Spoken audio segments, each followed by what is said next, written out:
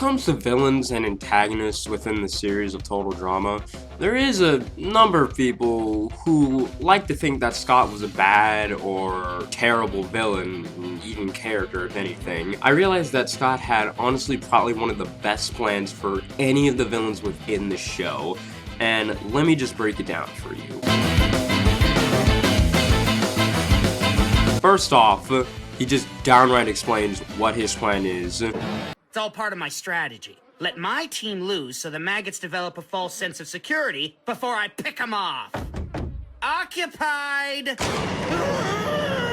It's pretty simple as well, actually, which is why I believe it was a great plan. And it all revolves around one word: fail. Just think about it real quick. We've all been there before, just like sitting in class at school or something, and then bam, you're just given this assignment or homework or especially test that you know very well yourself that you won't do so great on, or you know that you'll struggle with. So instead of trying extremely hard, of stressing yourself out, wasting time, overthinking on a lot of things, and even just guessing and just not hoping for the best and whatever else options pops into your head, you just don't complete the task given to you. And let's just say you leave some questions blank on purpose and you just, give a shrug of like, I just didn't know how to do this, I'm sorry.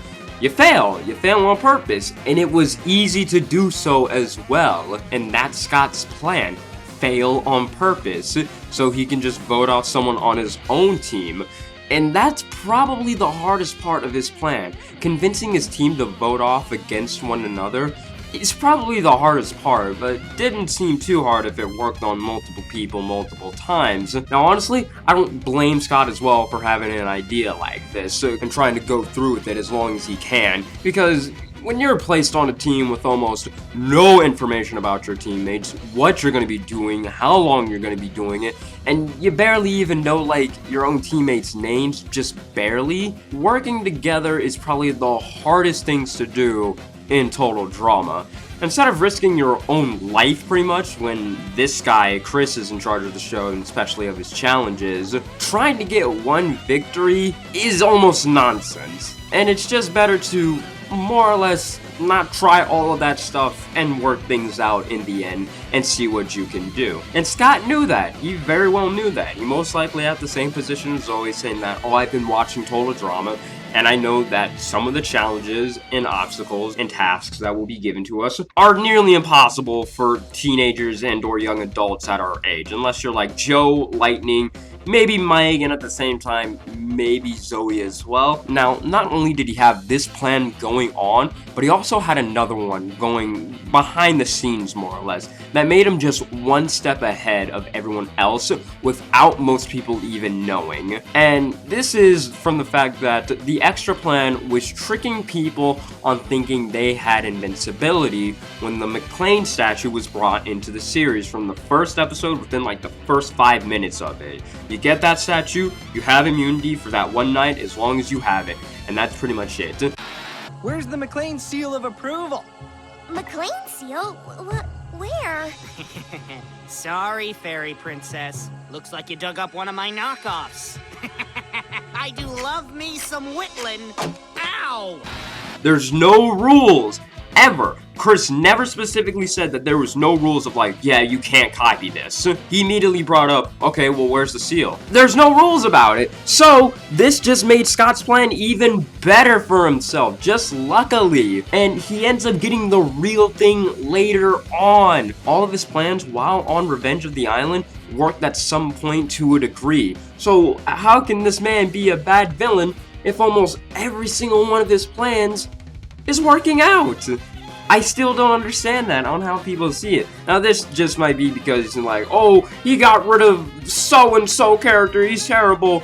I mean, this is mostly just from those people's opinions talking, but you really can't deny the fact that he had something successful going on within the island and he pretty much dominated it.